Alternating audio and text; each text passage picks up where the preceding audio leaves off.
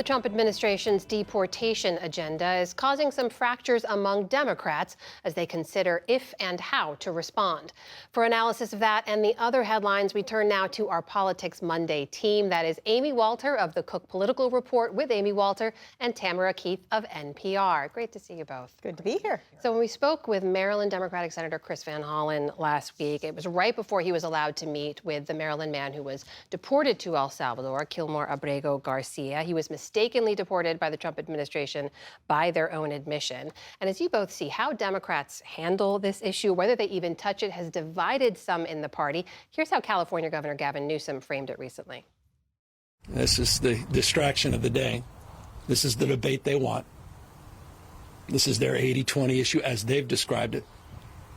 You know, those that believe in the rule of law defending it. But it's a tough case because people are they defending MS-13? And here now is how Senator Van Hollen responded on Sunday's Meet the Press. I don't think it's ever wrong to stand up for the Constitution.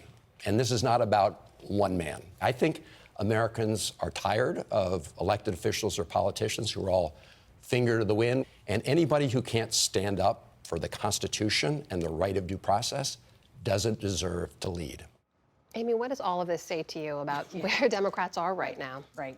Well, where Senator Van Hollen is where so many Democratic, especially Democratic voters, are sitting today, which is they are frustrated with what they see is ineffective and inadequate response to Donald Trump and many of the actions that he's taken.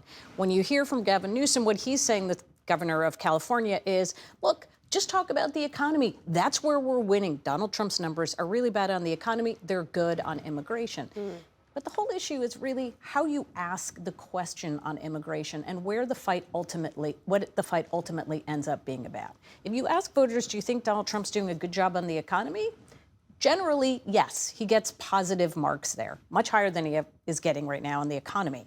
But when you ask specifically about some of the things either that he's doing or saying that he's doing, including one that asks the question, do you think that he should be able to deport people if a court order tells him to stop it? Overwhelming majority say, no, he shouldn't be allowed to do that. So the question now is where this fight is happening. Is it happening about the rule of law, where Democrats would like it to be? Or is it where Donald Trump thinks he is the strongest, believes he has a mandate, which is it's going to be about being able to deport criminals? And in the election in 2020 or 2024, this was the issue that constantly brought me back into contention. Tam, how do you see it? Yeah, I mean, I think that this is a nuanced case that is being fought in an environment without nuance. And so you have the Trump White House very happily having this fight. The RNC earlier today sent out a thing calling, DIMS S13 or whatever. They're, saying that Democrats support gang members. And the Trump White House has labeled them terrorists. They aren't just gang members, they're terrorists. And so that is ground that the White House is happy to have a fight on. And they argue that Abrego Garcia is not a perfect person. And in fact, Democrats, I think, would concede that often the people that deserve due process aren't necessarily perfect people.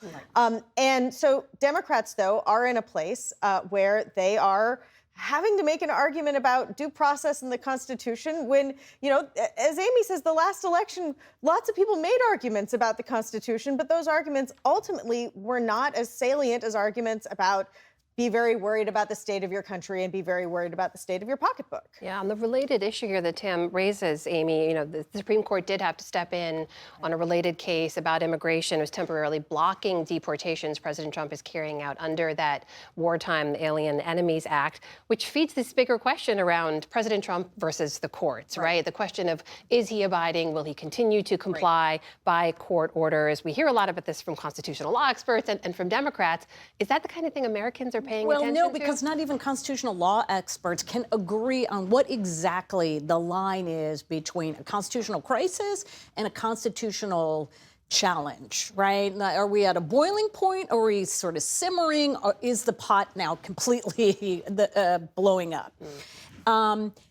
where I think it comes down to voters, the question really, as I said, is at what point do these stories tend to break through? And this is where this is something of a gamble that Trump is taking, which is he believes that because this person who was sent to El Salvador, who shouldn't have been sent there by the law, is not a perfect person, voters are going to side with him.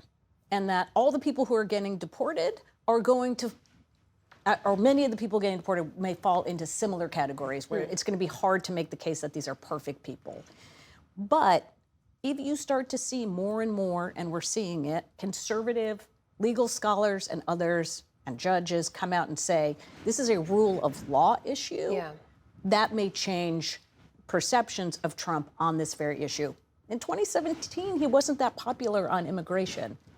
He's more popular today on it. Yeah, I mean, in a sense, he has moved public opinion on immigration as he has on some other things. But one issue, and I think this overlaps with some of the other things, is this was sort of sloppy. They admitted they made a mistake. In the and deportation, then you mean? In the deportation. And then they are doubling down on it. And there are other instances of people who are in that prison in El Salvador where their lawyers are saying, hey, wait, this wasn't a gang member. Right. So in as much as this becomes an issue of, well, you know, we support the idea, but could they be a little less sloppy about it? Are they carrying out their policy in a way that's effective?